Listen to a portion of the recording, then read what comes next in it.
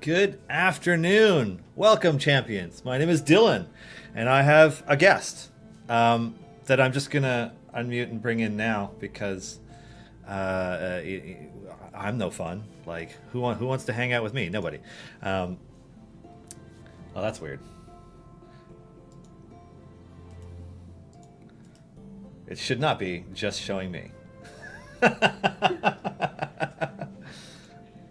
You can't see me. I'm okay. This is fun. Yeah.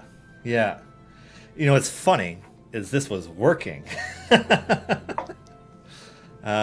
think I know what I can do. There's a couple things I can do.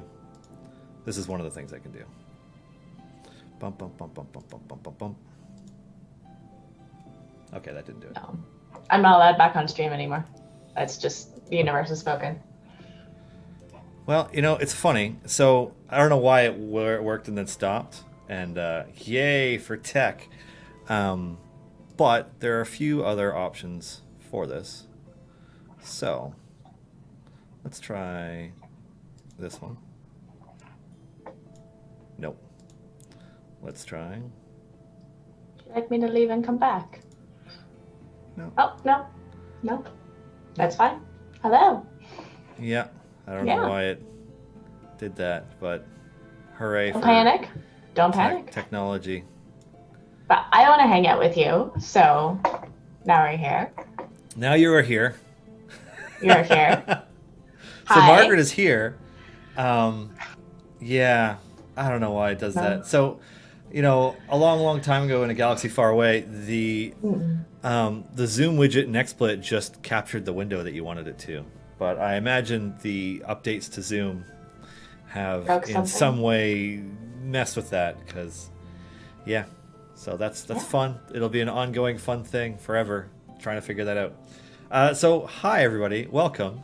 I didn't get to it, but my name is Dylan and this is Margaret, and we're coming to you live from socially distant locations in beautiful Victoria, BC, Canada. Yes. Shout out to Sasha, our moderator today, as well as Erica, who is our mod master. I don't know, the person who makes sure that the wheels don't fall off the bus. You know, and you can tell from our title that our topic today is Evergreen Champions, but it's not the Evergreen Champions that you think that it is. It's actually a new show. It's a new show. Margaret has a show. Margaret, would you like to tell us about your show? Yes, it is premiering next week, and it will be co-hosted with myself and the lovely effervescent Satine Phoenix from 10 to noon on Wednesdays. And we will be focusing on Evergreen Champions and the most current event champions. We have a lot of new players that come in and just don't have the full rosters that some of our more established players do. So looking more at what can you do with the core 12, 13, and the most current event champions. So it'll be really exciting, and I'm really looking forward to it. What are you most looking forward to? Hanging out with Satine. Fair enough. Because she's awesome. Mm-hmm. So she's fun. It'll be wonderful to connect with everyone in the community again, and probably going back and replaying a lot of the things that I played in with my account originally, and it was like, oh, I was doing that really wrong, and now I know better. So looking forward to having the chance to redeem myself. Cool. So I guess, I mean, it's pretty straightforward. Yeah. You know, you starting over and helping other folks who are doing early stuff. You know, this isn't an opportunity to come and get into fights about what the best meta way is to approach something. This is an opportunity to start, but also collect feedback, I think, about, you know, our earlier adventures and our, you know, all the stuff that you go through at the start. So it's going to be fun. Yes, and touching on some things that we don't cover in a lot of our material, like blessings. Well, our tutorial was totally adequate on day one of early access. Yes. Yes. And a few things have happened since then that have changed both the tutorial itself, how it functions, and all the features that have been added in the interim, like blessings. Because blessings they came out a few months into the game's life, and then the tanking and healing update was the year after that, and and so on and so forth. It's been a steady stream of updates since 2017. So. And Glacier saying that I can show the veteran brigade with Strahd without either of the 40 favor, and they look forward to seeing that. No, because the entire point of early is and Evergreen champions means that I won't have enough champions unlocked to get into Strahd. Yeah. It's also, it takes a little while to unlock the Strahd patron anyways. Yeah. It's 40 champions, I believe, so... Yeah, it's a higher number than the other ones. They just kind of sequentially go up. But on the topic of Strahd, for anybody who's a Strahd fan, next week's Bardic Inspiration episode, Jason Charles Miller and I will be putting a song together for Strahd, and he will be performing it because I sure won't be. But yeah, he's great. Yeah. I'm a little jealous that you get to hang out with Satine all the time, but. You should be. Yeah, she's awesome. She's sort of Satine is fun. Of the humans that we have worked with, related to Idle Champions, Satine is among the funnest. Yeah, the funnestest. Funnest of humans. Funnestest. Effervescent. Yeah, that's a good word for it. Yeah. Yeah. It just makes you think of that Simpsons episode where Barney was smart in college and then he tried a beer. Anyways. Oh dear. I see people asking about the hidden code. Hidden codes. So we've already said the hidden code. True facts. Yeah. It will probably be said again. But yeah. Snuck it in there right away. Yeah. We'll get to it. But yes, I can confirm that there is one hidden code that I made for this episode. I don't know if Margaret did anything. She likes to make evil codes. Dude, you're the one with the evilest code. What do you mean? You talking about the last hidden combination? No. That's not the evil one. No, that's a trolley code. Somebody will find it. Eventually. Yeah. I'm guessing it's not effervescence. No, it's not. No. It's not. The codes were made before we aired. So, yeah. Otherwise, I'm trying to think, what's going on that we can talk about. Obviously the Descent update came out yesterday. I am now starting to do those adventures on my account because I've been kind of just idling. I had them farming and something else. Yeah, and I realized Evil Margaret is not the code. No, it's not. It's not. Evil says sales associate says more evil is more better. Yeah, okay. Evil is a state of mind. I don't know.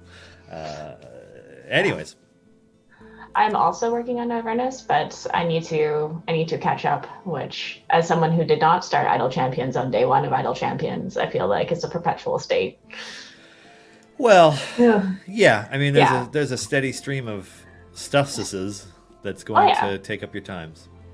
Yeah. Yeah. So there's lots to do. It's just I'm almost caught up in Dragon Heist, which is okay. It's great. Sword Coast is never ending, but I'm getting to a good point with that. Almost through Barovia. I realized during last week's show when I was setting up the game to run on something, I was like, oh, hold on. I'm like, there's a whole bunch of variants I forgot to do in one of the campaigns, because I usually try to keep on top of having done everything at least once. Because you don't like to have the green marks under things that aren't entirely 100% completed. Bugs me. Yeah. It's got to stamp out all the undone stuff, all the green, kill the green. Yeah. Yeah. Yeah. Janacero wants to know if we're staying healthy and safe. Yeah. Yeah.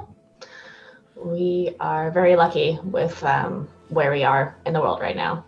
That things are quite calm compared to other places. Yeah, it's a relatively stable situation here. Mm. We have we are in a position where we have health authorities who know what they're talking about, who are giving good advice, and government who are smart enough to get out of the way and let them do it. And so the situation in BC is pretty stable, and on Vancouver Island especially. I mean, you can count the number of cases on one hand over the last like month and a half, 2 months. So that's how things are doing here. That being said, people are now feeling a little more comfortable traveling around. So people are coming here from places because this is a place that people come on vacation. So, you know, there are more travelers coming. And then, of course, you know, there are people like the whole family reunification thing. Like, you know, I have family on the other side of the border that I can't go visit right now because it's not as safe as I would like it to be. But, you know, that goes both ways. Like, nobody likes being cut off from everybody else. So we're just kind of taking it a day at a time. What happened with the feat for Ayla, which had a typo about Rosie? It disappeared after one day. I mean, if there's content in it that was written about Rosie, then it probably wasn't supposed to be there. Because as far as I know, Kate Welch has never guested on High Rollers Eros as Rosie V. Stinger, nor has Katie Morrison's Ayla ever guested on one of the Acquisitions Incorporated show. So it was probably just a you know, ye old bug. It happened. It's still there on Steam. Mm-hmm. Well, thanks for the feedback. We'll pass that along. Okay. Yeah. Have you? Oh, go ahead.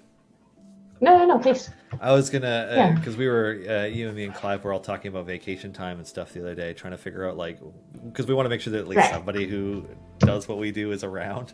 Yes. And have you chosen times or a place yet to try and get out of Victoria, at least for a brief window? I went to Ucluelet a couple weeks ago for the weekend. That was really nice. Mm-hmm. But all of my original vacation plans are gone because they involve leaving the country. And I'm like, well, that's not happening. Or going to a music festival. And I'm like, well, that's not happening. No.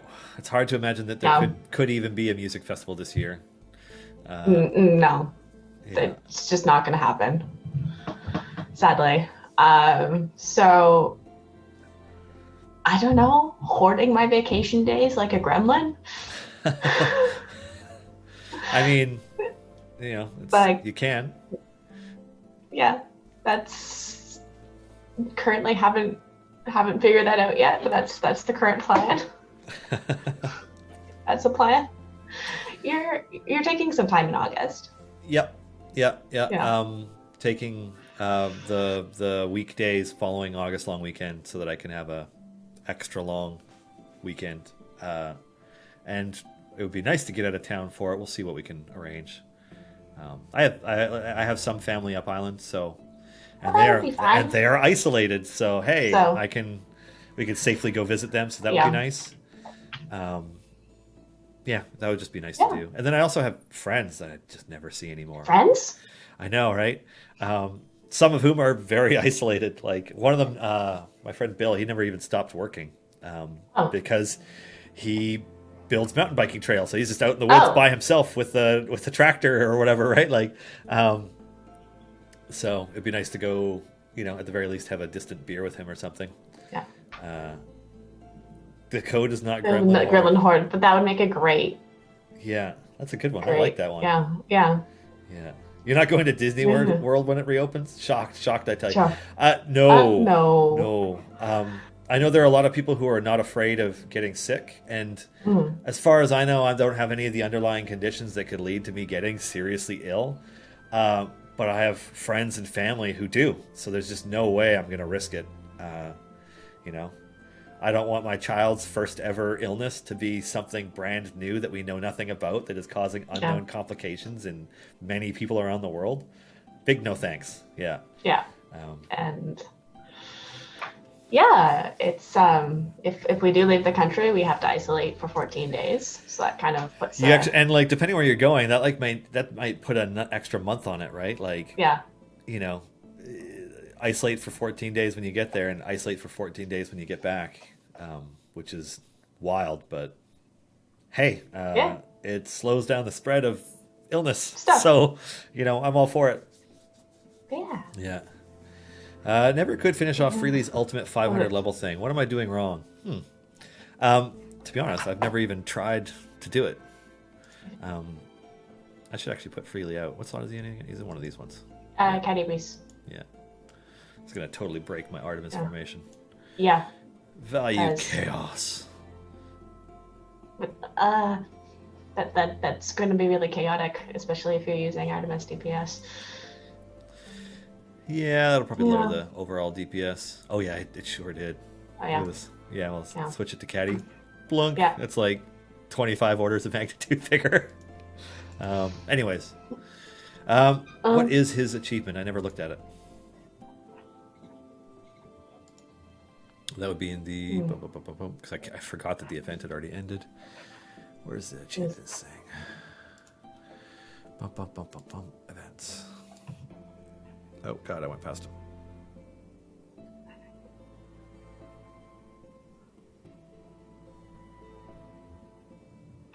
Oh, Bogart Round Shekel found it. Where is it? Oh. The hidden code. Already. Where is it? There it is. 500 areas with everyone in a full formation empowered by luck of Yondala. Oh, okay. I mean, I would just do that in a Grand Tour adventure and build a chaotic party. And Bob's your uncle. Voila. At least that would be my suggestion. And it's not 500 sequential areas, is it? No, I think it's just 500 areas. Yeah, so you could do it to 250 twice. Yeah, 500 total. Yeah. So, the real trick is 10 chaotic champions is harder to put together than 9 chaotic champions. And there be a lot of chaotic champions. Yes. Let me tell you. Nothing says I can play however I want, like rolling a chaotic, neutral, chaotic good character. Yeah. It's like, you mean a chaotic good rogue with a heart of gold? Yeah. Which is, I'm not when I DM, I find that there's at least 2 of those in every party. It seems like. Yeah. Actually, now that I think about it, it'd be really interesting to have a party where they're all aligned on something and they're all working towards a goal. I was telling one of my friends that I really wanted to be a player in a game where the party, where my player's aspiration is to be Doctor Doom, basically, to eventually be in control of the world and to have a very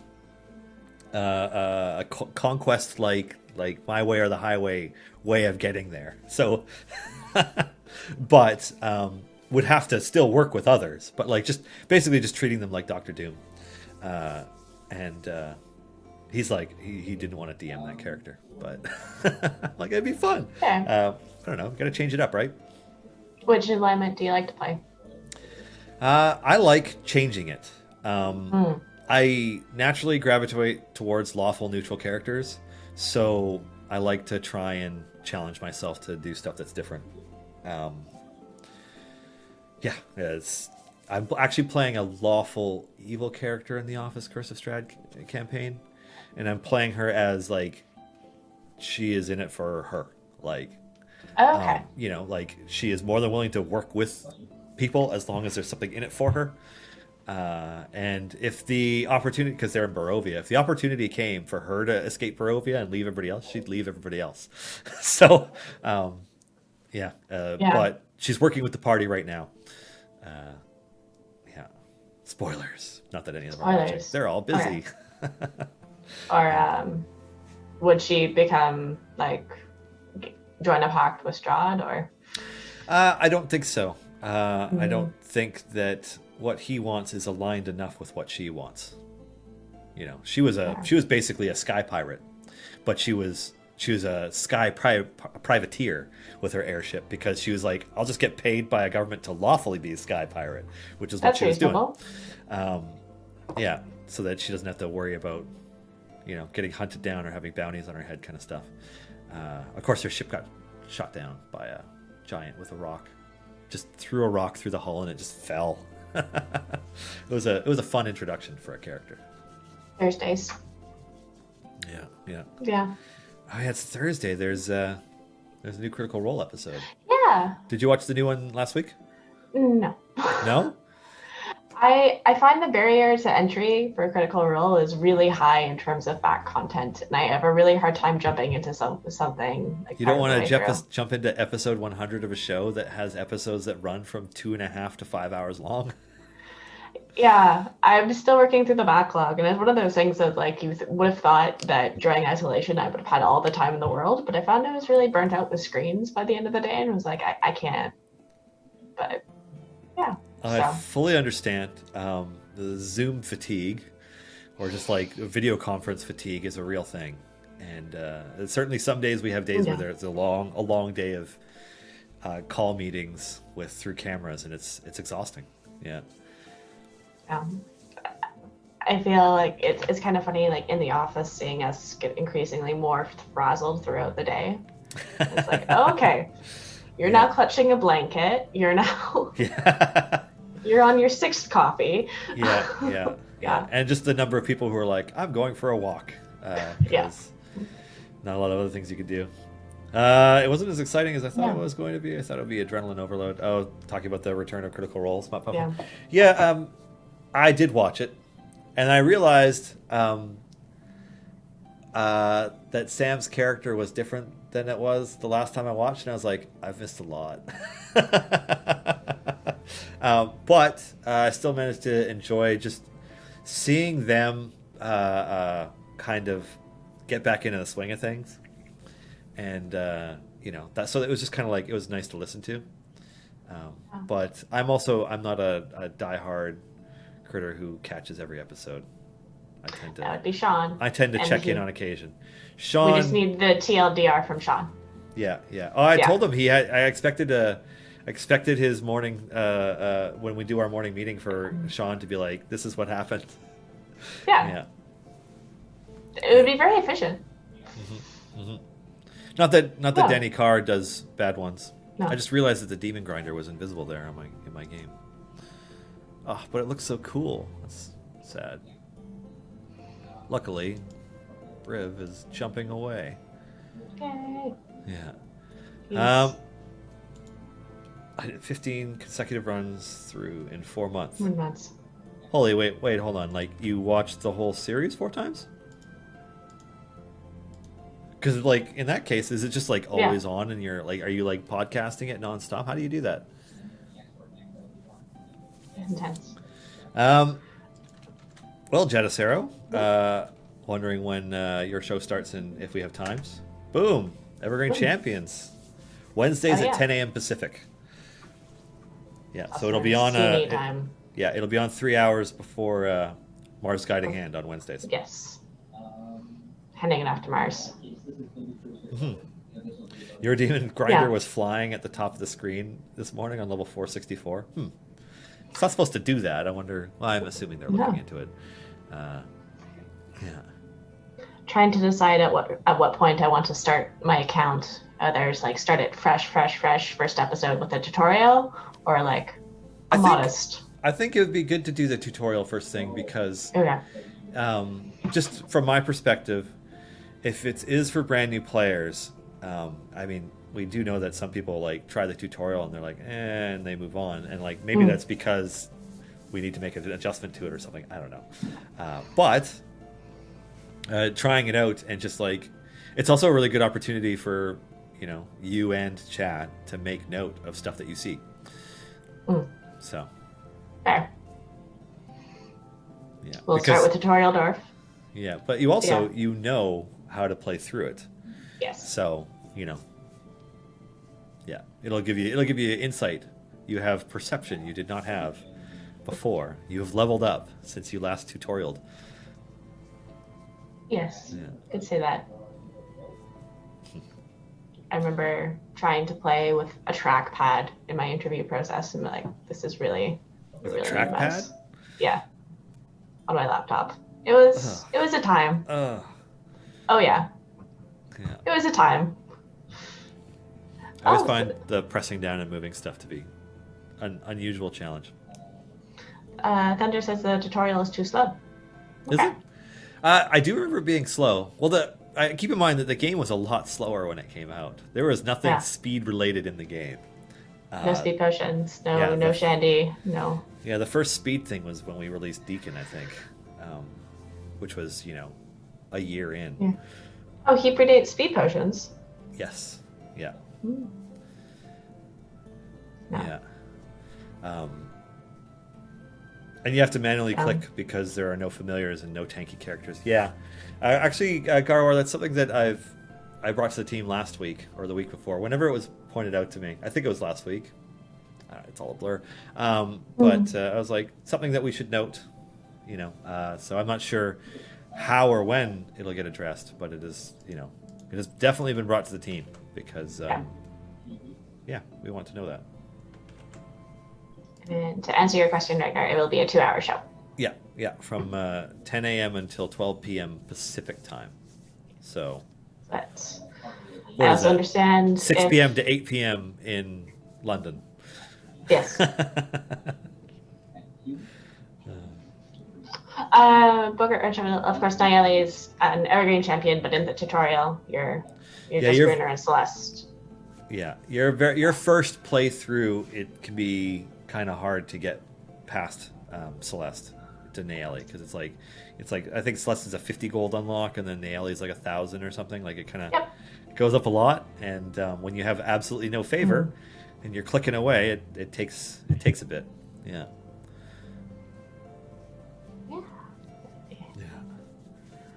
But again, for some of our more veteran players, they might be like, "But yes, but I have everyone," and so this may not be for you. Yeah, you may find it less interesting if you've completed all the content in the game already. Yeah. If you're one of the wise sages. Of the community. Yeah, we just wanted to make sure that we had something for people who are newer, who have completed fewer adventures. Mm-hmm. And I think this is different from like some of the wise sages of the community have really awesome gearless accounts, which are very cool, but they keep their event champions, whereas part of this will be not using event champions, and so that'll be a bit different. Yeah, I mean, I'm sure at some point you'll do a time gate, but sometime eventually. But then will I just stop using that champion though? So like, okay. All right, permanently benched. That was cool. Permanently benched. I've got you, Narak. You're going on the bench. Yeah. Oh man. Going to the other adventure. What else? What else is coming? Kind of. Yes. I'm trying to think of what we can talk about. I will lose my event champs. I'll stop using them probably. When the next event starts, I'll stop using my event champions. Well, one of the interesting things about Core Only Garwar is that, obviously, since Archon's update into the Usurp Power version of Archon, it doesn't really make sense to use him with Core champions anymore because you have over the initial 12 champions, you have competing champions when it comes to trying to be DPS champions, and so there's that aspect too. So yeah, I'm sure that a core only account, a core only gearless account would be challenging. Yes. Yeah. But this will be core only with gear. So. Mm-hmm. Any hints for the Warden combination? Nope, not this week. All I could say is soon. Yeah. We got all year. It's only July. It's only July. I know it felt like 6 decades getting to this point, but I can confirm that the last combination is for Warden and that it expires. Yes. At the very end of this year. So. And you've already given hints about it. I have, yes. But let's not go into those. No spoilers, Margaret. Come on. Jeez. You can only spoil what's happening on Evergreen Champions. Fair. That's reasonable. Yeah. Oh, I was actually using this is going to be shocking, but a Delina DPS formation in Avernus the other day. Mm-hmm. I think it's the variant with Minsk, like a hero's tale, or Yep. and it works surprisingly well. Yeah, I mean, Delina's not a Yeah. bad DPS. It's just She isn't designed in such a way that she can take advantage of very many of the support champions. But like in those isolated cases where she's your option, I mean, she can nuke a room full of enemies super quick. Yeah. Like, and she shreds armored enemies because she can like blizzard them and stuff. Like, yeah, she's pretty good. Just in a very narrow slice of circumstances. And like Minsk is awesome as a DPS. Minsk is great, but I find he's like Jorioxel is arguably more powerful in a lot of circumstances. Mm-hmm. And these questions and more will be answered on the hours-long Evergreen Champion stream each week. Ragnar was asking if since it's Evergreen Champion, should that include the 4 extras, Dirts, Azaka, Dragonbait, and Hitch, and Okloria, coming soon to him? Yes, once we get there. Mm-hmm. When we first launched Dritz, he was gated behind about a month of gameplay. Yeah. But with all the things that we've added to the game since then, players can get to him a lot quicker. Azaka Dragonbait will take a while to get to. Yeah. Yeah. But it'll be fun. It'll be good. It'll be fun. It'll be great. Things will be great. I'm excited. It's great. Everything's exciting. You're exciting. Wow. Everything's exciting. My ability to get excited depletes with my rest meter, which only fills up a little bit each night instead of filling to full. It's just like this much. Like last night, got to bed an hour earlier. I was like so stoked. I was comfortable. I'd done all my stretches. I was relaxed. I slammed a raspberry lemonade and gin. I was like, went to bed, and then my child screamed me awake 4 or 5 times, which just kind of got me out of REM sleep each time. I could tell because of how out of it I was. And then I moved to the couch. Yeah, we have a dedicated parenting channel in our work chats. Oh. Yeah. Which is, is a little bit of us whining about stuff. I'm glad you guys have that outlet. Yeah. Joking about different tips that people give for parenting. Clive posted a picture of one of his kids watching a scary movie and like doing the. Okay, and I'm like, scary movie. That was The Lion King. Yeah, and you're like, huh, right, child. So, I'm sure I will mess that up at some point, but it's part of life. Yeah, Okay, what movie did you see too young that scared you? For me, it was Mars Attacks. Oh, that movie was hilarious when I saw it. I was too young and I was terrified. That movie's so dumb. Oh man, I forgot about that film. What did I see too young? Probably like something like RoboCop or the first Alien, because I saw those when I was single digits. Yeah. Okay, someone else. Yes. Poltergeist? Poltergeist was creepy. Garcia. Yeah. Yeah. Garcia's got me. Mars Attacks, really creepy when you were little. Well, it's still kind of creepy. Like the weird skull brain aliens, and they just go, meh, meh, meh, meh. Very 90s, but... Yeah. Well, it's Tim Burton being like, I'll get paid for that. And then a whole bunch of actors just taking paychecks. Product of its time. Yeah. Yeah. Rubber? I was 24 years old, but you need to be 500 to see that movie. Is Rubber the one with the tire that kills people with psychic powers? I'm not joking, by the way. I think that's what that film is. That's a movie. car that's going on to I think that was rubber. Yeah. Yeah, there's this tire that's just rolling around. People are like, what's up with you? And then it like shakes and vibrates and their head explodes. I'm not kidding. That is a real thing. Yeah. We come in peace. Yeah. I remember getting scared by the original Bambi when I was a little kid. I don't remember what it was that scared me about it, though. Probably just how traumatic it was to have Bambi's mom die in the beginning. That's the thing. Yeah. But my parents kind of gave up on, like, because one of my closest friends and we would just watch rated R movies all the time, starting when we were like 6 or 7 or 8 or something like that. So our parents gave up on trying to police what we watched pretty early on. His parents took him to see RoboCop when he was still an infant. And I'm like, well, that's starting pretty hardcore. Like, I mean, I love that film and it's pretty funny, but for an infant, yeah, that's a big yikes. Start the yikes.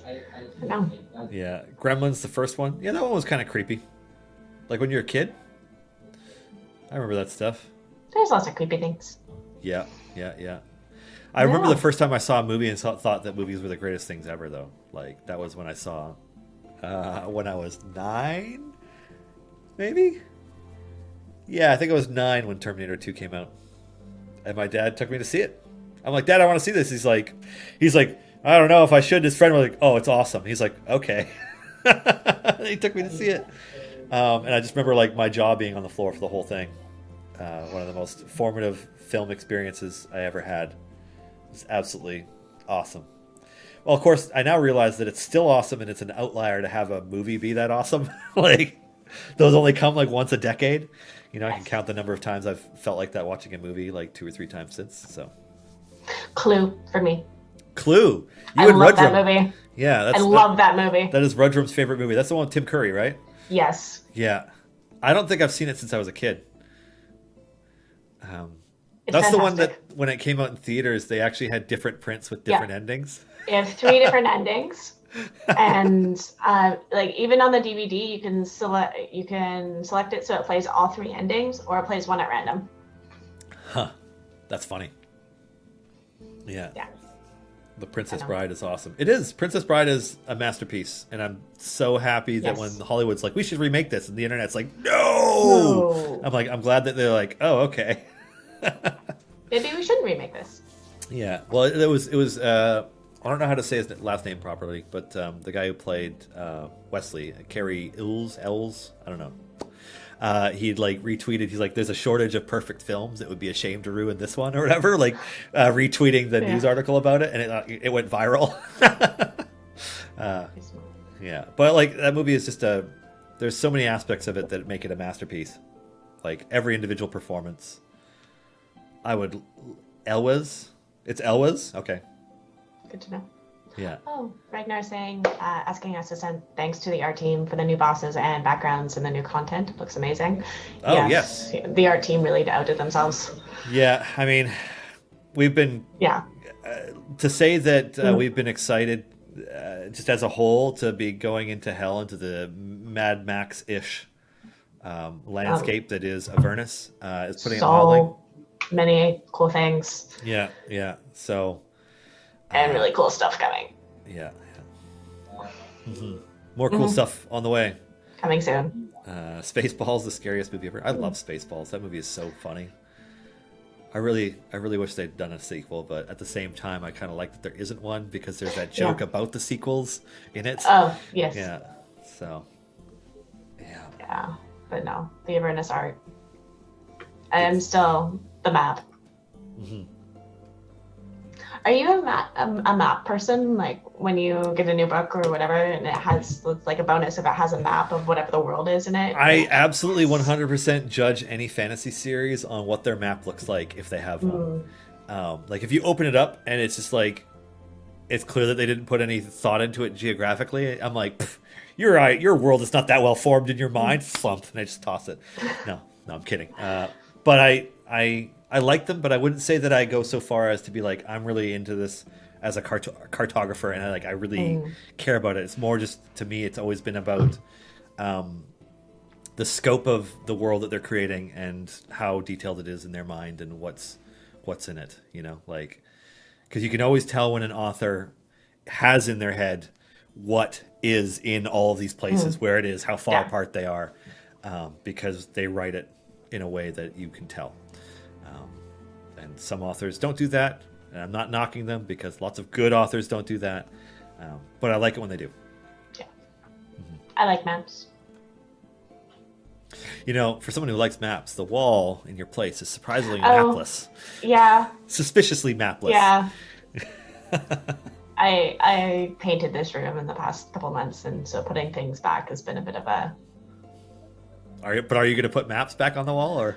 I actually have most of the maps are in a different part of the house. I have. Is it in a study, with bookshelves and leather chairs and this, this really comfy ottoman for your feet and a little table for your tea and? That's that room. That's that room. But the maps are old drawings of North America from when they didn't understand what North America looked like. So it's the coast around here. Yeah. And just impressions of oh yes, that totally goes like that. No, it doesn't. Yeah. Or just a line, because they just assume that it connects here or something. Yeah. Yeah. Yeah. No, I always find that fascinating. I'm sure Eric likes maps. He seems like the kind. He showed me one of his D&D props. He was excited. He's like, he's like, how far have you played through Curse of Strahd? I'm like, pretty far. He's like, but do you know what items are in it? I'm like, yes, I do already know what items are in it. He's like, ooh, and he runs away. And then he comes back a couple minutes later. He's like, look at this. And it was this awesome prop of I don't want to spoil anything, but it's one of the key props that's in the Curse of Strahd campaign. He has this, I'm sure one of many, but Sasha's confirming that he loves maps. Yeah, Sasha would know. Maps. Yeah, Sasha would know. Yeah, big fan of maps. Yeah. Big fan of maps. Yeah. And he's also a huge fan of D&D props. He likes the tactile part of role playing. The giant Sword Coast map in the office. Also, please no spoilers on Curse of Strahd. Oh, well, good. Then I'm glad I didn't say what the prop was. No, there are only 2 sessions in. No Curse of Strahd spoilers. Okay. Yeah. I will stop. All I will say is that it's my favorite campaign setting so far in 5e. My favorite adventure, I guess. It's cool. Yeah. Yeah. Yeah, it was good. I don't know. I've really been. I really hope we can get back to the office. Rime of the Frost Maiden. Because that's been really fun. I was thinking to myself, I'm like, you can say that now. I can say that now. Yeah. It's out. So I was like, yes, we have the Avernus campaign, the Curse of Strahd campaign, and the other one. Yeah. Gara was asking if the horror vibe of Rime of the Frost Maiden excites us. No comment. There's no way we're going to talk about what content-wise is in that book. No. Yeah. Let's just say... Oh, and Krista at Twitch is here. Hi, Krista. Oh, hi. Hi. Hello as well. Just emotions. I'm really enjoying it. It's got cool vibes. Yeah. There is the art that has been released for Rime of the Frost Maiden is very cool. And what's interesting about that is that as a D&D licensee, and we do get... It's not that we always get everything in advance so much as we are looped in on some of the development process. We get some insights to where things are going to go. Yes, we get the name of a product early, and we get the outline early and stuff like that. But we don't get a finished product much closer to release. But because of that, sometimes we see versions of an adventure that are not final, and some things don't make it in, or some things get changed or whatever. So it makes it especially difficult to in any way talk about an upcoming book because we don't know what was spoiled already. because we're just not plugged into everything, and we also don't know what has been changed or removed or is otherwise different. So it's easier for us to no comment it until September. And then I very much look forward to talking about all of it because there's some really cool stuff in it, I think. Both covers look really cool. I'm actually really drawn to the alternative cover. But then the Hydra 74 one? Yes. But I have these problems about shelf harmony because, of course, like all of the player handbook, Dungeons Master's Guide, those, everything in my house is the usual cover. And I'm like, do I start collecting all of the adventures in the alternate cover or shelf harmony is the thing? So I always go for the alt covers just because they stand out from the other ones. Like you're like, oh, it's like having the special edition of something instead of not. At least that's how I see it. I don't know. I get them if I can, but if I can't, I'm like, eh. Okay. I think, what do I have alt covers of? I got the special Descent into Avernus, and I got the special Eberron Rising from the Last War, and I think those are the only special ones I got in 5e. Yeah. It looks really cool. It looks really, really cool. Oh, Ragnar has a great question. Is the soon-to-be better named Idle Champions Thursday stream got a more locked-in host, or are you both going to still fill in based on availability? Oh, no, this is my show. Margaret has a show. Yeah, this is Dylan's show. I just usurped his title. Yeah. Margaret has a show. This is my show. Yeah. That said, if I'm on vacation, the host overlord will take over. And the host overlord is whichever one of us is still here. Right. Yeah. Why is Caddy Bree in front of Zorbu? Because this is actually an Artemis DPS formation. So Artemis is stealing buffs from Caddy Bree. His buffs are better amplified if it's Caddy Bree than Zorbu. It's not a Zorbu DPS formation. Yeah. In the future, are you planning to continue to send out new adventures between events and free Time Gate weekends? That's a pretty loose rule. Most of the time, what we release in between events is a content update that includes new adventures. Sometimes it's just variants. Sometimes it's bug fixes. Sometimes it's other events like our spring extravaganza. That was what it was called, right? Yeah, our spring thing was in between events.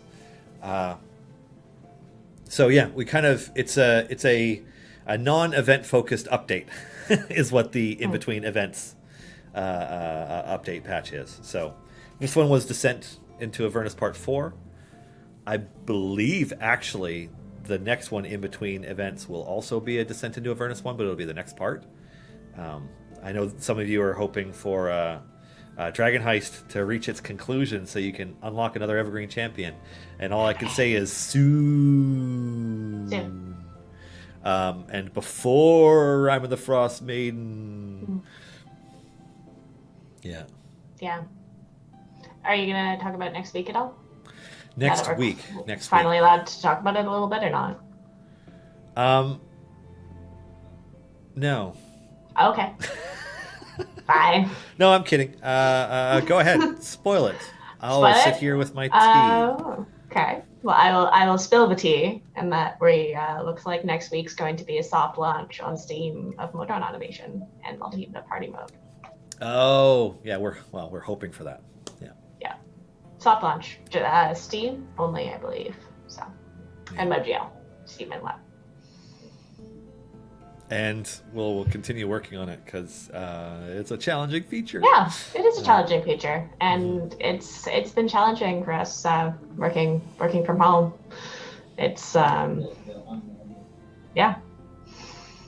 it's a lot of the things that would be solved by all of us getting in the room together and figuring out some stuff we can't do anymore. I look forward to the no doubt countless studies with lots of interviews and data that talk about what transitioning to fully remote work environments is like for companies and effectiveness and obviously there's a hit to productivity, especially if you have kids that want your attention or other responsibilities around the home. And then on top of that, like, you're not at work. It's easier to get distracted when you're not at work, let me tell you.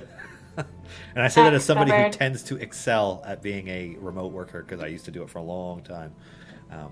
But this time around it's different. I get distracted more easily.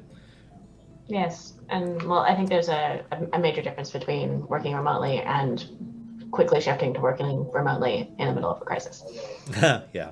Well, I mean, the commute is great. Yes.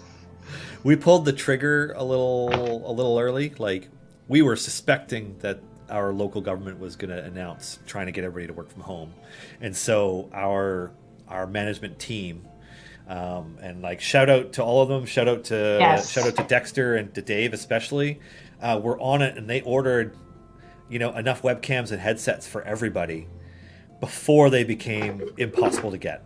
Yeah. So that was actually really awesome, because they're like, well, it seems like this is what's going to happen, and so they just did it. And so like we all came in on a Monday, and it's like, tomorrow we're gonna start working from home, so don't forget to grab a headset or a webcam or whichever part you need on your way out. Yes. Yeah. And we could take all of our office hardware with us if it was better than our home setup. Yeah. Which was a blessing. Which, looking around the office right now, and it looks like the place was just ravaged after a LAN party. It looks like a lot of people ended up taking their stuff home. Certainly all of our art team who don't already have like Cintiq tablet drawing screen things at home. Because I think at least one or two of them probably already had stuff, but yeah, it's exciting. Soft launch of Modron Automation and multi-dimension mode next week. Mm-hmm. Yeah, and we look forward to diving into that more in the future. It's a big, complicated feature, and like a bigger complicated feature than I think anybody who hasn't either been involved in playtesting or data mined it out fully understands. It's huge. Yeah. Oh, Deadweight 1691. Has there been any consideration for a community champion, either created by the community as a whole or a single community winner of a raffle of sorts? Not quite in the way you expect, although when you suggest combinations of classes and races that you'd like to see to us in our Q&As, we do take those into account. Yeah, I mean, so if they're asking about whether or not like the community has been able to vote on and contribute to the design process of a character, that's not something that's really happened. But following suggestions from the community about things that you'd like to see, we do have a Goblin Artificer coming to the game as a champion later this year.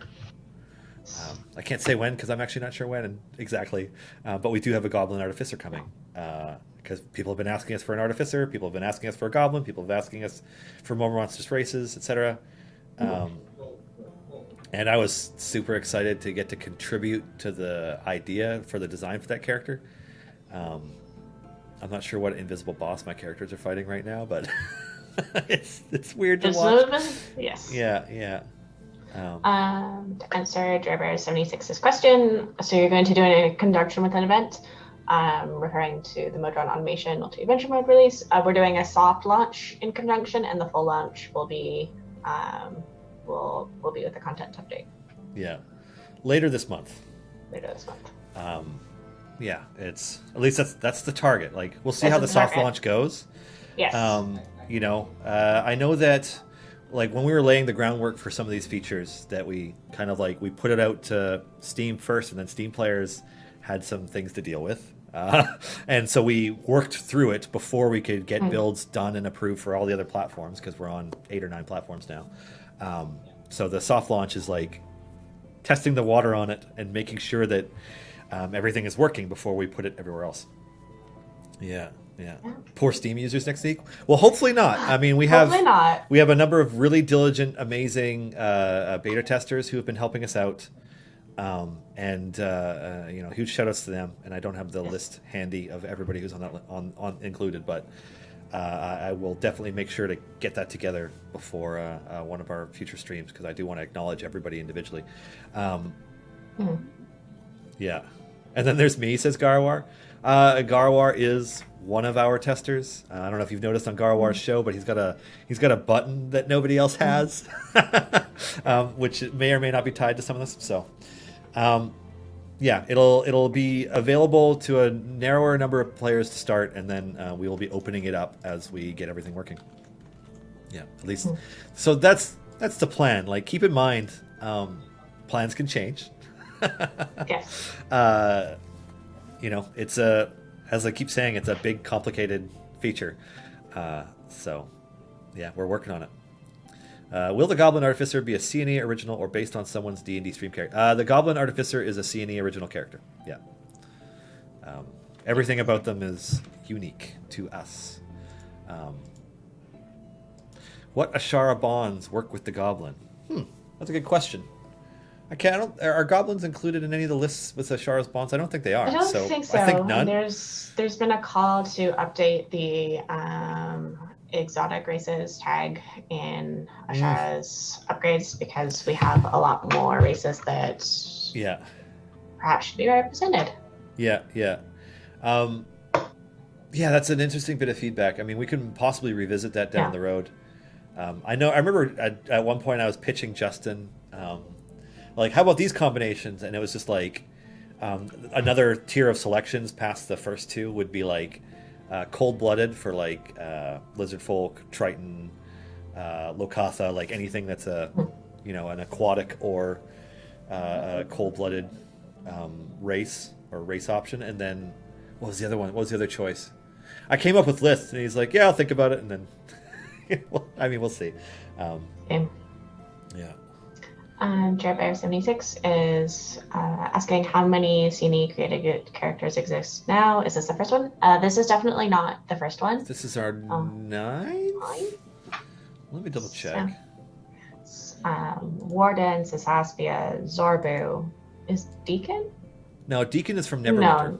Or Neverwinter Nights. Sorry, Neverwinter Nights. Sure. Not Neverwinter. Neverwinter is its own game now. Yeah. Our first original character was Stokey with the High Harvestide event. And our second original character was Krond. And then our third original character was Zorbu. All right, Grama. Thanks, Steph. Grama. I forgot Grama. And then Narak. And then Warden. And most recently, Cisaspia. Korth. Forgot Korth. Korth was last year.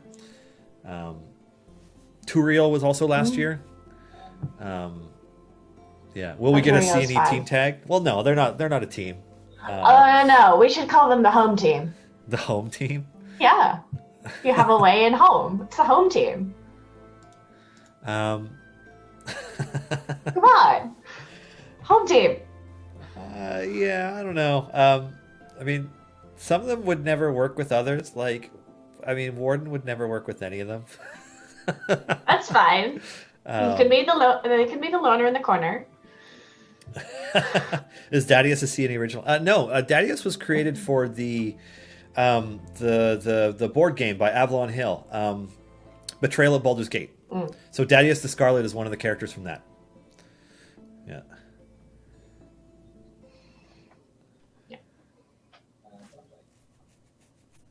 Yeah, a home team with adverse effects for using them in the same formation. Like the bickering family they are. Can Ashara get specialization choices the way Morgaine gets them? That's an interesting way to approach it. I'm going to pass that feedback along. Like, Justin, do this. No. And he'll be like, no. Or he might be like, okay. I don't know. We'll see. It really depends on how he chooses the answer in that moment. But I can pass that along. Anyway, so our Goblin Artificer will be the next C&E original. We don't have any other C&E original characters planned to come out in 2020. We do have pretty much every single champion locked in right through the year. Through the end of the year? Oh, yeah. Yeah. I think we're into mid next year already. Oh, well, we have the plans get looser the further out they are, but the ones over the next 4 months are really locked in. It would take a lot for one of them to change. And anybody who's wondering about whether or not High Rollers Eros will finish this year, the plan is for the full team to be out this year. Yeah. That is the current plan. Yeah, talking about Turiel, I read that the champions for 2021 are already in the pipeline. So, no another Azamar to join the team. Mhm. I know some beings are too good to to do good really efficiently. We do not currently have plans for another Azamar. Curse 1731. Are you allowed to say if Toragar is going to be in 2020 or later? I am not yet. But I can say that Toragar will definitely make it to the game. Yes.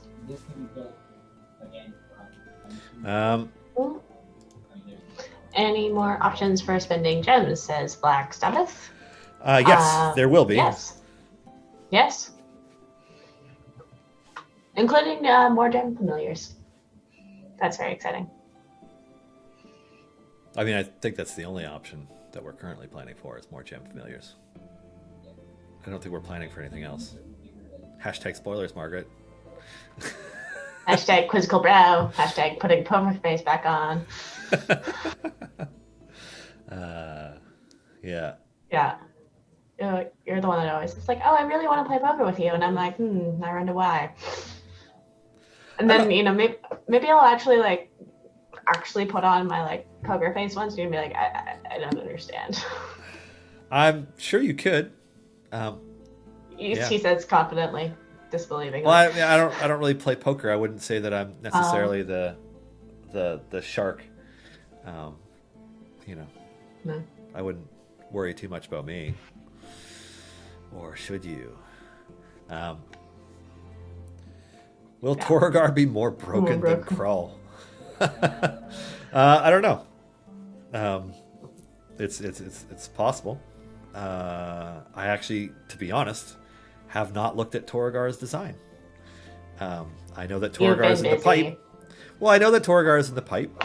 I know that Toragar is coming. But in terms of what Toragar does, no idea. Yeah. Not yet. It's easier not to spoil things if we don't know. Yeah. That's also true. It's actually one of those things, we would probably be in the loop more if The Office was a thing that we were at. Yeah. But since we're not, yeah. Fluffy pink beholder familiar when? Soon. Soon. I'm a poker wounded seal. Oh, Zeke is asking when the fluffy pink beholder familiar when. Yeah. Soon. Yeah. Soon. Have you been checking out the Willow spoilers? Yeah. Oh. No, but really, actually, relatively soon. Yeah, no, they found it. It's adorable. I love it. Yeah. I know I said that I thought that it was the cutest familiar we have, but there's some contention on that point because cute is kind of subjective, and there's a lot of cute familiars. Our cute familiar quota, the number of them is increasing. Yeah. As Baby Spurt hops up and down in Artemis's ultimate on my screen, and the classic Lulu. The Iron Pup is zipping back and forth. Any estimate on how many gems it might take for all the new familiars? I actually have no idea what the cost is, or if the cost is finalized. That is a great question for Chris and or Justin. Yeah, I saw 2 sets of numbers floating around, and I don't know which one we settle on, and nor can I quote them off the top of my head. Yeah. Let's see. Somebody brought up in the Q&A that we need champions starting with a Y. Yitspin Attende would qualify for that and be our first Centaur champion. More C team maybe. I mean, it's possible. That's a lot of C team. Yeah, I mean we have quite a few C teamers. I mean, Acquisitions Incorporated is pretty thoroughly represented in our game, and there are more coming. So, it's a great big maybe. But now that you've mentioned that we need a Y, maybe we'll need to rename our upcoming Goblin Artificer to get the Y check mark.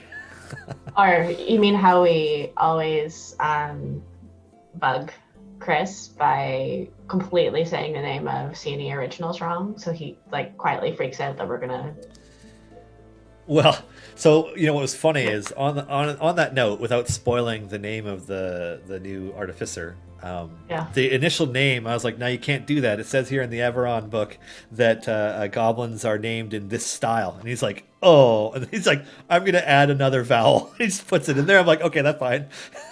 So, yeah.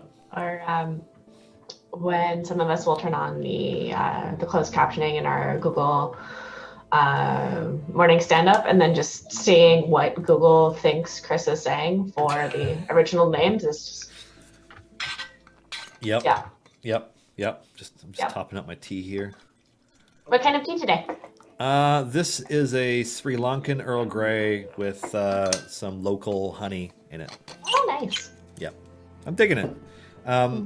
It's a bit more of an intense Earl Grey, so I'm not. So it tends to make it more bitter, and like you almost need something to offset that. Unlike a lot of stuff, like yeah, but it's good. Yeah. When will the DLC packs start to rotate out?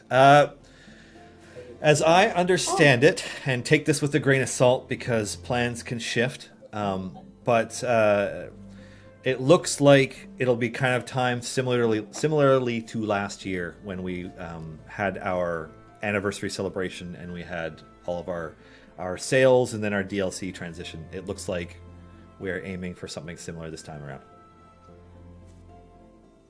Supply 251 is asking us to name a C&E original character a fish. Spelled Gotti, but pronounced fish. Where? Because English is weird. Where is chat. it? Yeah. Oh, it's a language nerd yeah. thing. Okay.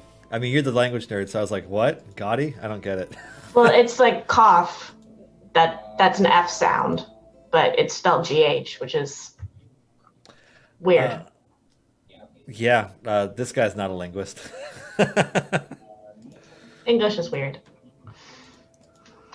Okay, you know what? So all my monsters are invisible. I'm going to restart my client because I don't know why it's bugging out this way, but it's driving me nuts. So I'm going to switch over. To enlarge in Dylan. In the tavern. How is the tavern? Yeah. Have we rotated those chickens in a while? No. No? Yeah. And there's also like the eye and hand of Vecna have been sitting on that table for what feels like years. We should do something about that. It's hard to imagine that some adventurer... We're just going to leave that in the middle of the tavern. Yeah. Some adventurers haven't picked that up. Like, that's suspect, isn't it? It's highly suspect. Yeah, it's sort of like the weirdest... Ooh, can you imagine what Kochek would be like in the Forgotten Realms at, like, the Adventurer's Tavern? What they forget in Kochek? I have a hard time picturing that any adventurer would be like, yeah, I'll totally give you my Vorpal sword while I go sit down. Like, come on.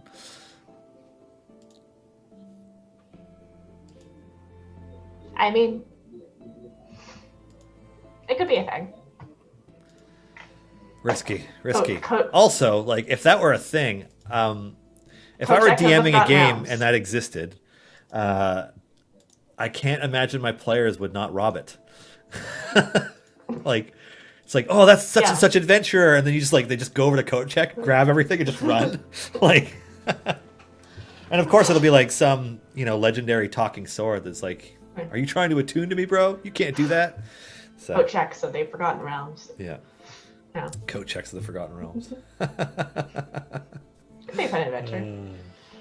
Let's see. Artificial word used to illustrate irregularities in English spelling. Respecting the word. Oh, yeah, okay. Yeah. Yeah. I'm not a linguist.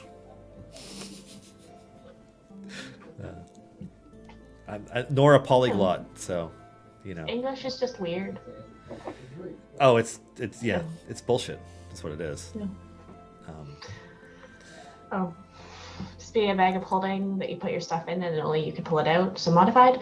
But you can't put pointy things in a bag of holding. That's generally a no-go. That's a big danger. Could you imagine? It's like there's a whole bunch of bag of holdings in the Kochek, and you're just like, you just take one and you're like, drop it in another and take out the whole building.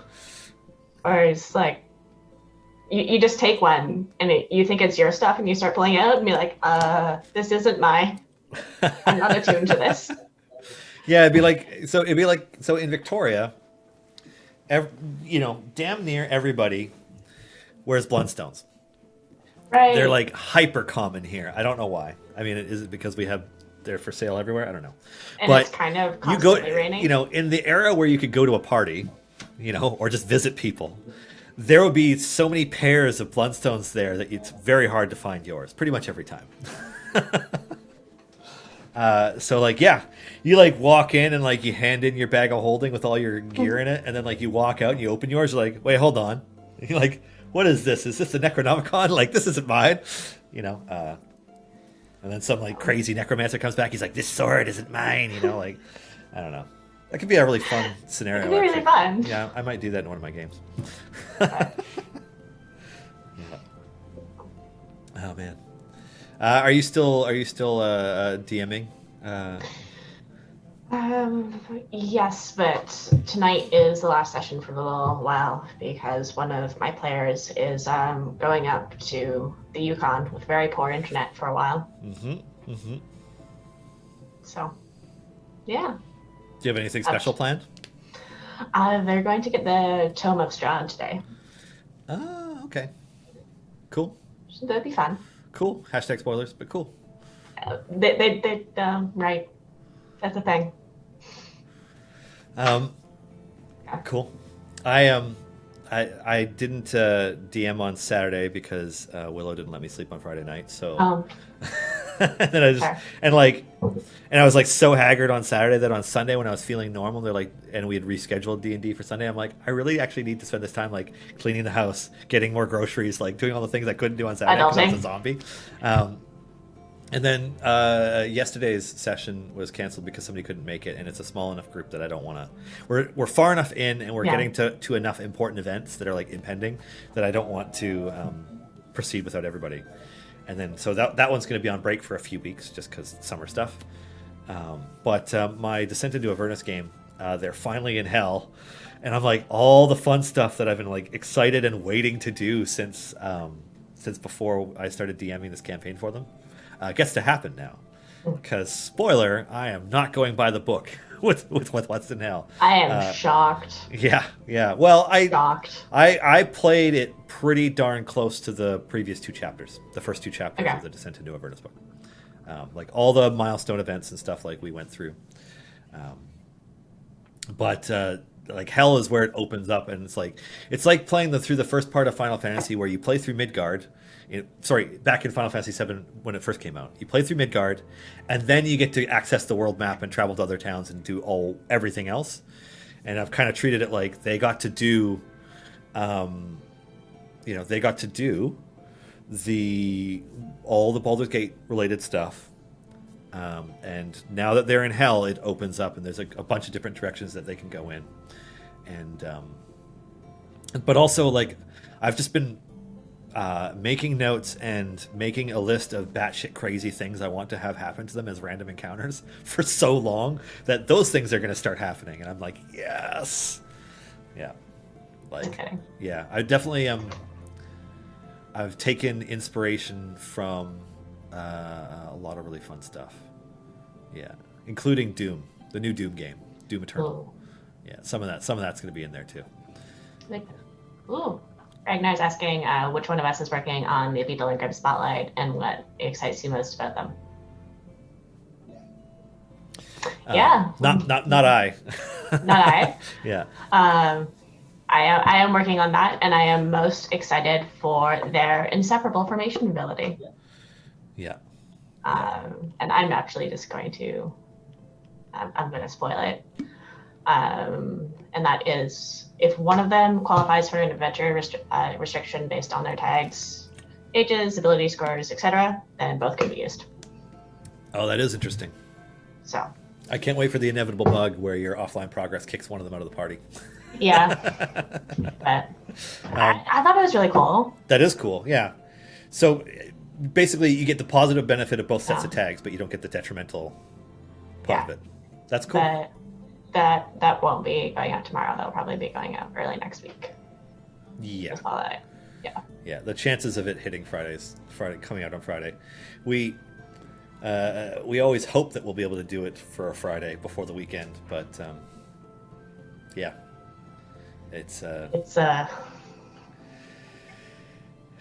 Wait, what the hell? Rainbows. I could tell Alexis drew this. Yeah, because Alexis is awesome, and there's rainbows. Yeah. Cool. That's not what I was expecting that transition to be. Did you find the early combat encounters in the Baldur's Gate section to be far too hard as written?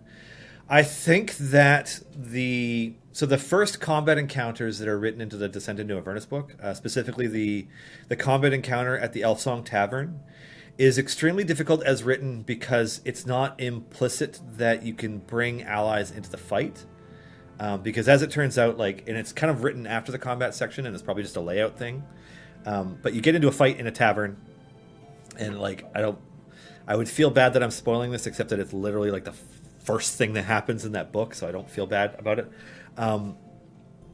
There's a potential combat encounter in the Elfsong Tavern that is against numbers that could pretty easily lead to a TPK with an inexperienced group or an undersized group. And you have the option as written to offer to hire other people in the tavern to help you, because otherwise they just kind of watch because they don't care. But if you're yo, I'll pay you 10 silver to help, they're oh, okay, or whatever the amount is. And as written, it's not really obvious that you can do that, and so it's pretty easy to potentially have an outnumbered party that gets rocked, especially if some of the enemies get some strong rolls. So that one was kind of oh, okay, that seems a little difficult, and I let my players start at level 2, and they still had a little bit of trouble getting through it. But they're a party of 3 players. But they were level 2, and then the first dungeon experience in the game, in the book, includes an enemy. And keep in mind, this is a dungeon targeted towards level 2 players. There is an enemy in there that can cast Fireball, and that enemy is basically can just TPK a level 2 group just right off the bat, potentially, and so it's a great adventure. I actually really love it in a lot of ways. But some of the combat encounters, I'm wow, that's rough. And so I've been either making sure that I provide my players with additional resources, or preemptively nerfing some of the encounters as we go through it, just to make it doable. Because especially if I was a more I don't want to say I'm a malicious DM. I tend to make things harder. But I don't try to specifically screw over my players. I don't all my players have low wisdom scores. Every enemy is going to have wisdom-based attacks to just ruin them and make their experience miserable. Lulu's stream just took a really dark turn there. Yeah. Everything's on fire. Yeah. Anyways, so I do think that some of the early combat encounters in the Baldur's Gate Descent into Avernus book are very difficult. Yeah, they're potentially very difficult. That's really it. I guess I could have answered that with a yes, but no. The in-depth, I find in-depth answers are wanted, especially from it's helpful to speak to DMs that you don't play with, because you don't have that sort of style clash. Yeah. And it's at the end of the day, every book is here is a guideline for how you could run this adventure. It's not a, hey, you need to do it this way. There are traps in the Tomb of Annihilation that could kill a party member of any level. Doesn't matter what level they are in there. The combat encounters are geared towards a certain level range, but there is one of those traps in there where the walls are frictionless, and it's this ultra deep pool of acid far down. So unless your character can fly, if they slip and fall, they're dead. It's a dead character no matter what. And that's just harkens back to when D&D was more hardcore, really. Tomb is supposed to kill players that, it is not to dive into the lore of the Tomb of Annihilation, but Acerak is obsessed with making dungeons to lure adventurers into and kill them. And one of my favorite parts of the Tomb of Annihilation is that if you depending on how thoroughly you explore it, you can find every member of an adventuring party that went in there and failed. And some of their ends are truly horrific.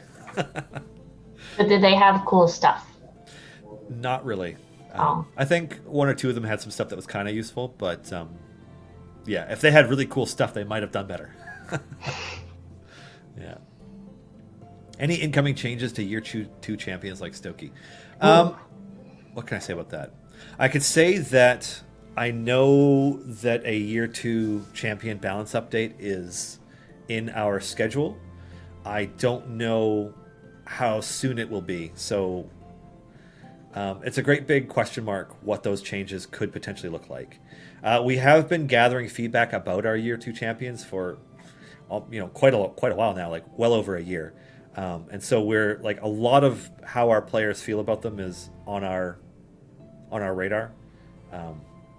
But it's definitely too early to try and talk about any of the potential changes. That may change.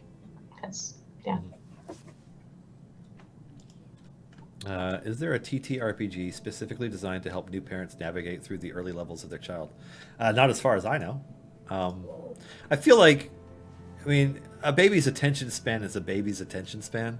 Like, I don't know. I look forward to potentially playing a TRPG with my kid, but I don't know how soon that will be. Well, there's for a little bit older than infant, there's playground adventures, which are sort of RPGs and TRPGs for kids.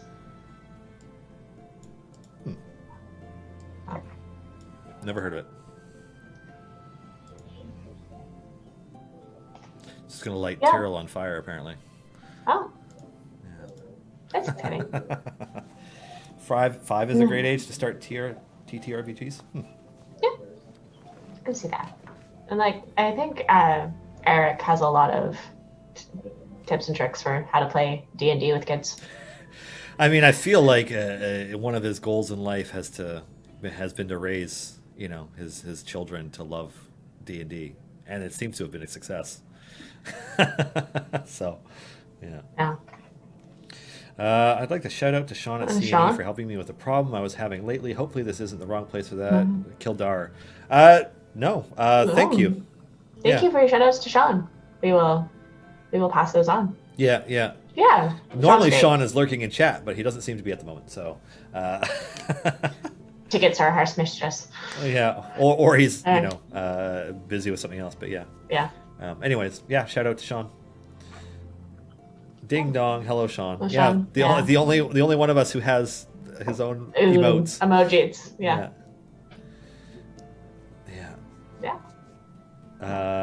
Sean has been chasing an issue for me as well. Go Sean. Go Sean. Yeah. I think Patrick Rothfuss talked about how he plays D&D with his children in a video. Cool. I imagine he's a really good storyteller as a TM. Yes. Yeah. I can only imagine. Certainly based on his stage performances as a player, he probably is a very interesting DM. Could be. Yeah. And I did get a kick out of the Pat Rothfuss bullshit cards that they had for some of the AI shows. I have a ridiculous idea. Can I do this thing? I have a card, and he's like, sure. This is your allotment for. Yeah. Some really cool monsters. Yeah, I like how they split into smaller ones. It's and they're armored, of course. Yeah. Although they're hit point based, they're not armored. Yeah. Oh, okay. Yeah. Never mind. It's hard to see on. Yeah, because we introduced hit point based monsters, and then we eventually added the Frost Giant with armor, and it was a nightmare, a true nightmare. Yeah. Isn't there also a blame Chris? Not the only one. We don't have any blame so and so emojis. Because I don't know. It's a sentiment. In the Discord.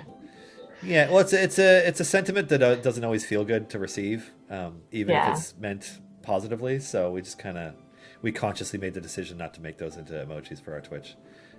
Because yeah, Chris works very hard. Yeah. Yeah. Few people put in as many extra hours or try to put as much No. extra work in as Chris does. Like it's No. Yeah. He's an awesome. He's awesome, and he's a machine. No, he's an awesome. He's an awesome. Yeah, an awesome. You know, like awesome? Awesomer, like that robot that was on South Park. Oh. No. Okay. But yeah. He's awesome. Chris works his butt off. It's great. I found an in-game description of a formation buff to be false. Or not working as described. Should I write it somewhere? That's a good one to include in a ticket. Because it's one of those ones that Sean finds like, oh, okay, making a note, and then that's it. Yeah. Can we get more C&E swag up on For Fans by Fans? I got all the things. I don't know. So this will just to give everybody a little bit of insight. We are a digital licensee of Dungeons and Dragons, which means we do not have the license to create any physical product, which is why we don't make shirts or hats or mouse pads or whatever. We have some because For Fans by Fans is a physical licensee for D&D, and they can make it. But unless all their Idle Champion stuff is sold super well, I don't know if they will make other things. I really don't know. So what I'm saying is poke them and be like, I want this thing. Lots of people want this thing. And then they might do it. Yeah.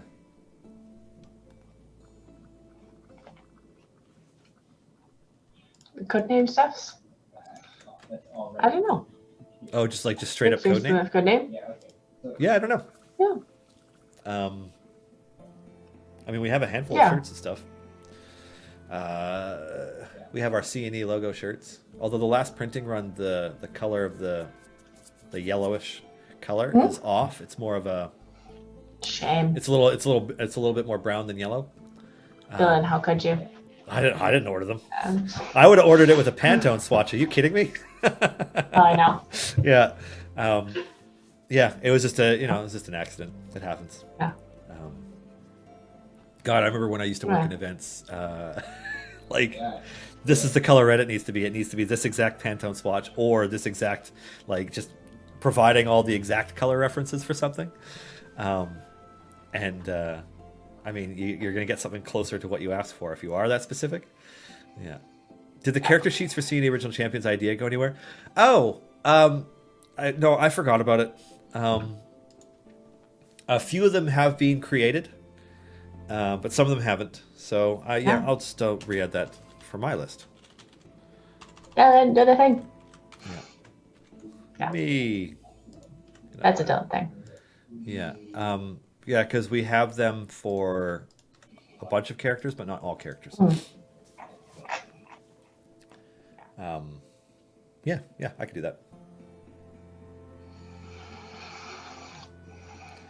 Arguing Paradox, what's the stress ball that looks like a beholder? I want a plushie that looks like a beholder that's coming out soon. Yeah, a fuzzy beholder. Plushie would be awesome. Yeah. Yeah.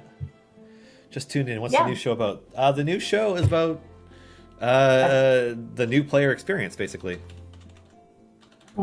Evergreen champions. So only using the core champions and the current event champions and what can be done with those, and focusing more on the earlier parts of the campaigns as opposed to a lot of the endgame stuff. If I got a C&E logo tattoo, would you give me a free gold chest? Oh. I feel like that's a challenging thing to condone. Yeah. But we can't condone that. Yeah, if it were up to me, and you permanently put the C&E logo on your body, certainly at least a gold chest. Yeah. But I'll leave the choice of tattooing and what you tattoo to you. We all have different things we like. Yeah. Some of us get literary quotes, some of us get cultural stuff. There's all kinds of options. Yeah. It's funny. I don't, even though there are a lot of books I love and there are lines of books I love, I've never considered getting a literary, like a spoken, like any kind of dialogue or lines done. Oh, I have Fear is the Mind Killer tattooed. No, I know you mentioned it on stream once. Yeah. And I'm very excited that movie's coming. Yeah. I am tentatively excited based on the imagery we've seen, and the director is impeccable. Looking really, really good. I think he directed the 2 best science fiction movies that came out between 2009 and 2019. Arrival being the better one, and Blade Runner 2049 being a, quite frankly, amazing sequel that we didn't deserve. So I'm hopeful. God, I hope it's good. Oh, it was something that I was considering. I think I sat on whether or not to get it for 6 years, and I still wanted it. And I'm like, if it's been that long, I should just get it. No, I always knew that I wanted to get most of, like, a 3/4 sleeve of traditional tattoo based on my heritage, and there's actually more I want to add to it, but I like that if I wear even a shirt that goes to like that far, it disappears most of the time. I often forget that it's there. Silent Guy. Is there or will be a way to disable specific abilities of champions, i.e. Briv skipping ahead? Love him in the formation, but I don't always appreciate him skipping boss fights. Sadly, no. There's the whole Briv package. Yeah. It brings up an interesting concept that I don't think has been explored. And so I'll pass it along, but I'll like definitely with the caveat that this is not a direction we've ever intended to take characters, so I would expect it to not happen, but pass it along at least. For sure. And Chris is wondering about Delena. Will she ever have a use? Maybe as a wild card? I mean, she does. So what she doesn't have is a general adventure to adventure go-to DPS use. Yes. But she has niche DPS uses and excels when that's the case. Clearing just a field. Yeah, she can clear an entire screen of enemies like no problem, because she does her cycle of attacks, and then she can also duplicate attacks and stuff. I mean, she's like a sorcerer. What can I say? And then we found out she was broken for a bit. Yeah. Now she's fixed. Hey, there's the demon grinder. Look at that thing. Oh gosh. Yeah. Grinding demons. Yeah, that's really. Anyways, those are armored hit points because you can see the little shields exploding. Yes. Nothing a few zombies and some fire can't fix. Pop, pop, pop, pop. I love that animation of the zombie exploding and its head rolling. Alrighty. What's next? Oh, I already read that one. Bump, bump, bump. What else can we spoil? I don't know. I feel like I might hear it for spoiling. Modern automation. Yeah. What can I spoil? Well, I mean, I think our audience is pretty smart, and they know that when we're like, this is what we're targeting with this. It's not written in stone. It is not we're not returning from the desert. We're not carrying stone tablets. Like, we're saying this is what we're going for right now. So. Yeah. Yeah. So. Yeah. So I see people talking about hidden codes in chat, and I just want to iterate. So the hidden code for this stream, today's show, has been found. Yes. The remaining hidden code from the 20 and 20 hidden combinations list of 40 codes that came out at the beginning of the year. There is one left. You will definitely get a hint about it. I'm not going to say where or when. I'm not going to make it too easy, but it will definitely happen. I am right now more afraid of Dylan than I am of you guys, so. Yeah. What are they? Are they trying to get you to spoil more stuff? Oh, well, like for the last code, but it's also true. It's whenever we have to change licenses or whatever, and I have to kick someone else off, I always kick off whoever's not you, because I'm like, Dylan will get more mad at me. Well, I appreciate that. It kicks me off anyways, though. Oh no. Yeah. Um, yeah. But I appreciate that. I'm not gonna lie. I always kick Clive off too. We're both doing it. Yeah, yeah. That's so funny. All right. Any chance we might see Lord Soth? I don't know. The only thing I can confirm about that is that Lord Soth is not in anything planned to come in the immediate future.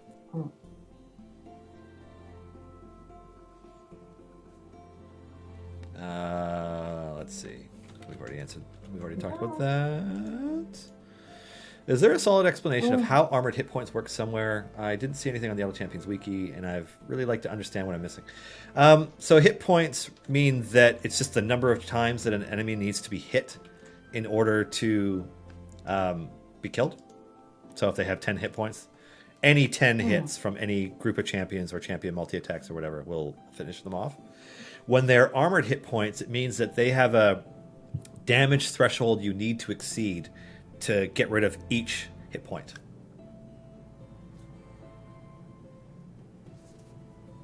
So eventually you will hit a point where language fail, but eventually you'll reach an area level where only your main DPS is able to break an armored hit point piece because their damage threshold is high enough, and then eventually you will reach a point where they can't. So that's the difference between armored hit points and just hit points. Hit points, anybody can hit them and knock a hit point off. Armored hit points, it has to exceed a damage threshold in order to do it. Itomeshi, I hope that helps. Oh, and thank you for the compliments on my hair and my walls. I'm really happy with the shade of blue. It is a really nice, it's a calming shade of blue. I like it. It's peaceful. Yeah. Just chill. Yeah. If I would want to like my rock garden and like some running water and the smell of bamboo and green tea for my calm blue room. Calm blue room.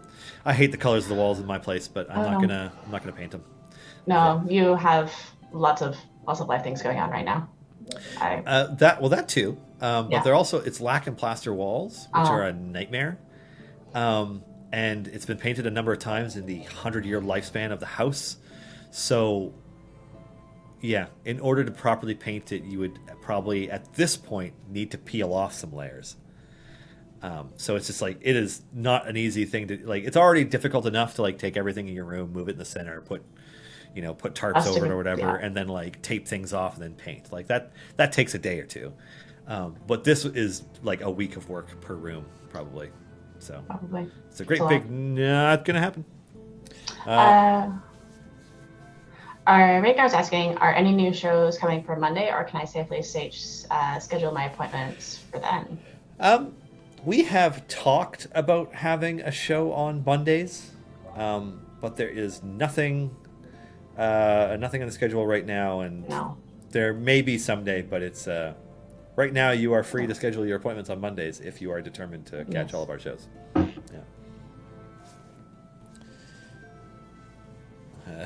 Dylan's patented demon grinder and paint remover. Okay. Well, more like lac and plaster walls and layers of paint. You're more chiseling. It's just it's not something I want to do. Plus, we don't own. We're renting. And it's it's an amazing rental. To be frank, your house is really cool. But because it's massive, it's got tons of space. It's in a great location. But it would require an incredible amount of work in order to deal with any of the walls I don't like. So Yeah. No. Why Briv has a pastafari? God's son. I'm a flaying spaghetti monster. Does that mean that I am descended from some kind of cannoli? Does anybody watch Futurama? No. That is a Briv's flump familiar friend. Yeah. Who's armored. Flo. Yeah, Flo the flump. Oh, the flump. Yeah. All right. Alrighty, I know there. Do we have anything that shows gold per minute or an average? No, we don't. No. Yeah. That's an incredibly extraordinarily difficult thing to even try to implement, given the way that our game works, because you're not getting a steady rate of gold. You're getting it when it gets picked up. Maybe it gets picked up instantly by familiars. Maybe it sits there on the screen like it does right now because I have no familiars out. So yeah, we don't have anything like that implemented, and we've discussed in the past the possibility of doing it. It's something that we've opted not to do for the time being. So Could you not have Lulu out right now? What's that? How can you not have Lulu out right now? Lulu's right there. On the table? Yeah. Yeah. Well, yeah. But... lying down. Yeah. How many Lulus do you need? All of them. All of them? Did you take your office Lulu home? Yes, I did. Yes, I did. It's good that you did, because if you didn't, I'd just walk over to your desk right now and just take it. No. And I'd be like, on my screen at home, I'd be like, check it out. Here's my Lulu. The other Lulu is on Chris's desk. Mm-hmm. You can steal that one, maybe. Yeah. This is my Lulu. Your Lulu? I received my guidance. I need another desk companion, but I'm not sure what I want yet. Something that looks good with Aridin, the evil lord of the Wild Hunt. For those Witcher nerds out there, good old Aridin.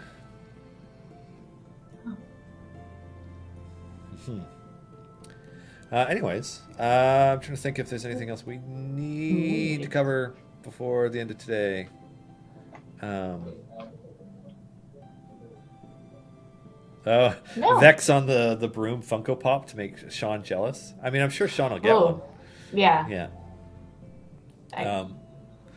I mean, Sean's got that really sweet picture of Sean and Chad Kroger on his desk. So weird. I remember the first time I walked past it, I was like, what in the hell? Like, yeah. It's super funny. Okay, Zeke, yes, this is the Lulu that I had at PAX East. I needed, after the journey to PAX South, I needed to bring an emotional support Lulu. Yeah. With me to PAX East. So, and because of different time zones, I do not know at the moment. Margaret's stream is before Mars' Guiding Hand, or Mars' stream is closed and Margaret is the new Mars. So Margaret's stream is from 10 a.m. until noon Pacific time, and then Mars' Guiding Hand runs from 1 p.m. until 3 p.m. Pacific time on Wednesdays. Oh. So there's a 1 hour break in between. Where, Sasha saying it's Margaret. Yeah, storyteller Margaret. Yeah. I don't think I'm as good as Mars is telling stories. I don't do voices when I read. So. No. No. Not even when you read to yourself. No. You don't like mutter anything. You just think intently, like. Yeah. I started doing voices when I read to my kid. That makes sense. Yeah. As it turns out, I already know the lyrics to Baby Beluga and a bunch of other Raffi stuff because, hey, Raffi was a children's entertainer when I was little too. So I'm like, oh, this is familiar. Although I did have I did get to meet him actually a few years ago and work with him a bit, so that was fun. Yeah. Yeah. Joshua is asking what the news show's focus is. It will be on our Evergreen champions and the early player experience as opposed to the late game player experience. It'll be a bit different than some of the gearless accounts you see from our wise sages in the community, as these will be modestly geared, but we will also stop using our event champions after a certain time, so they'll sort of rotate out. Mm-hmm. And like we have a number of shows where people are more than adequately covering what the endgame player experience is like and like the deeper meta and strategies. So we wanted to make sure that we were offering something that was on the other end of the spectrum for players who are just newer to the game. Like people are like, Zorba is great, and I'm like, that's great, but we don't have Zorba. Yeah. You'll have Delina and then Minsk, or Minsk and then Delina and then Jam DPS. Remember the first time we were in the office, I heard Jamila referred to as Jam, and I was like, is this? It's like, who are we talking about? Is this a new CNE character? Or oh no, it's Jamila. Oh, okay. Yeah, I actually don't remember where that came from. Yeah. Yeah, I But, can't remember if we came up with it or if it was a player came up with it or what. She's Jam now. Yeah. Is and has always been. All right. Sasasvia was Susie for a while. Well, I mean, it was a obnoxiously challenging name to learn at first. Yeah. It doesn't exactly roll off the forked tongue, you know. Mars mentioned yesterday there were a few patron variants in Strahd that are just currently not possible. Is this true? And if so, is it because the meta will continue to change based on new heroes, or is every piece of content in the game currently achievable with the current lineup? I think the better way to describe it is that the game is always growing. The soft cap increases periodically. New champions are introduced and new things are added. That, like, everything currently in the game, if you cannot complete everything currently in the game right now, you will eventually be able to. Like, you know, content like Azaka's Procession Part 2 was extraordinarily difficult when it was launched, with a very, very small number of people getting through it in the initial few weeks until like the next soft cap increase, and then it gets easier as time goes on. So, you know, there might be runs that are straight up impossible for you for a long time, but you know, the next soft cap increase, or you know, the next crawl-like champion that gets introduced can potentially, you know, blow that door wide open for you. So, yeah. I see Garwar saying that it took him 3 months to be able to finish Azaka's Procession Part 2 with his gearless account. Or was that the gearless account, or was that a different one?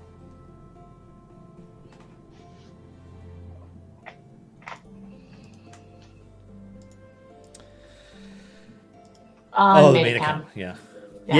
I mean, I remember doing it the weekend it came out with my account, and like, obviously I have, you know, very good gear and everything unlocked, but I used every type of potion, the weekend buff, and I spent 45 minutes fighting a Serac on that account in order to get Azaka's Procession Part 2 finished the weekend it came out. It was hard. I was not the first player to do it. I think Ronan and Silisa and a few others all finished it before I did, but like, it was extremely tough. And then we released a soft cap increase, and people are like, that's not so bad. And it's like, well, yeah, now. Yeah. Or like getting Drits now is like, okay, it's a milestone, but it's not like a... Yeah, you've reached the, I can complete 15 adventures in Grand Tour of the Sword Coast, and I'm here, and I can unlock Drits now, but like, it's not, it was not easy when it came out. Is there any kind of pity timer on wild offers? And if not, could you consider adding one? I lack only Rockstar Gym, and I have never had anything appear item/skin-wise in wild offers. Yeah, thanks for the feedback, Wyverny Win. I will pass that along to the data folks. Yeah.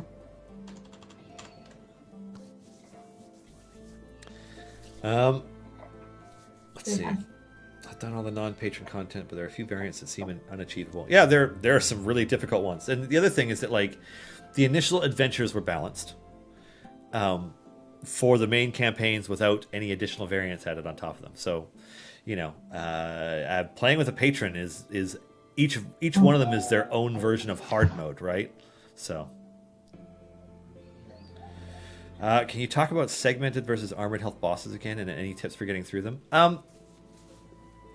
So, you know, a hit points or a hits-based monster is one that takes multiple hits to kill. So, like, every monster that comes through the game, they do have a hit point total. But, like, essentially you have a challenge threshold or a damage threshold at which you can one-shot them. And, like, for a long time, all of your characters can one-shot everything that appears on screen. And then eventually it reaches the point where only the ones that are buffed can do it, and gradually working your way to whomever your most buff champions are. They're the only ones one-shotting monsters. So a hits-based monster is one that has, you know, 5, 10, 20, 50 hit points, and they need to be hit that many times, but there's no damage threshold for it. So any champion abilities or ultimates that hit multiple times can just help you chew through those things really quickly. So your entire party can contribute to killing a hits-based monster. An armored hit points or an armored hits-based monster means that each segment has a damage threshold requirement in order to get past it. like Zariel, who just appeared on screen. That is an armored, you can see now. Yeah. That is an armored hit space. So there are some champions hitting, and it just shows the little shield there. And the damage threshold has been exceeded when the shield breaks. So that's the difference. The tip I would give for getting through them, if you are having trouble with them, is to hold back on ultimate abilities and use ones that can hit multiple times when they get there. So, Celeste has one of the best hitting multiple times abilities because it can also heal your entire party, which is invaluable sometimes. And it's an AoE. Krull has an amazing one because each one of those zombies explodes and leaves a pool of AoE ticking damage. Same with Donar's Vomit. Caddy Breeze fires a whole bunch of arrows, but if there's only one enemy, then all those arrows hit one target, so it'll hit a bunch of segments. And then there are champions that can hit multiple times. So, Zorbu is not the best at killing hit-based enemies because he can hit groups and his bolts will fire through groups of them, but it won't hit multiple times on a single target. Whereas Birdsong, every time Birdsong attacks, I think 4 times or 3 times or whatever, and their attack cooldown is short enough that they attack again immediately. So if Birdsong is your DPS, they just keep hitting a boss until they're dead. Or Bidwin, who I know is unpopular to build around because he's far from optimal right now, but he gets a bonus to armored hits-based enemies and a bonus to a bonus number of swings, and so he can just chew through a boss with armor. So, yeah. And sorry, I don't know what Nightbot has against Garwar. Why did Garwar get timed out for trying to explain something? Probably the hit is probably getting pinged as violence. I can only assume. Huh. We're sorry. Well, that's weird. Sorry about that. Yeah. Oh. Yeah, you're not even speaking in all caps or anything. That's No. bizarre. We'll try to figure that out. Yeah. Sometimes Nightbot puts in sort of automatically generated blacklisted words that it thinks is inciting violence, so hit, when in this context make perfect sense. Yeah. Bots are imperfect. Yeah. Sorry about that. Anyways, I like to start winding down about now so that we can wrap up at 5-2. Yes. Before we get thrown under the bus. Yeah, before we get thrown under the infernal war machine and shoot up and our souls feed other machines to capture still more souls. So much fun. Yeah. Okay. Well, just Thursday things. Yeah, Thursday things. Sasha thinks that it's S space hit is on the blacklist. And so you're swearing. So that might be it. Yeah. Yeah. Well, anyways. So stop trying to swear, Garwar, and everything will be fine. Shame. You kids. No. Anyways, yeah. My name is Dylan. You guys are awesome. My name is Margaret. Her name is Margaret. Thank you for coming to our show. It has been a wonderful Thursday, July 9th, 2020 with everybody here. So thank you for joining us today. Thank you for participating in the Idle Champions and Dungeons and Dragons communities. You guys are all awesome. This show exists because of a number of amazing people, including our co-producer / moderator Sasha, the irreplaceable Erica, the spoilerific Margaret, our partners at Dungeons and Dragons, Greg Bart, Pelham, Allison Shawling, and Lisa, Dave, who helped build everything in this room. I may have put this PC together, but everything else is here because of him, and who also found me some Gorilla Tape so I could retape the cords on the floor and remove the tripping hazard just before the show. Shout outs to Dave. Shout outs to Sean for finding bugs. Shout out to the rest of the C&E team. You guys are rad. Take care, everybody. Thank you for watching. I hope you'll join us tomorrow for Griddle Champions. But if not, Well, it's Thursday. Cheers. Wonderful to see you all. Bye.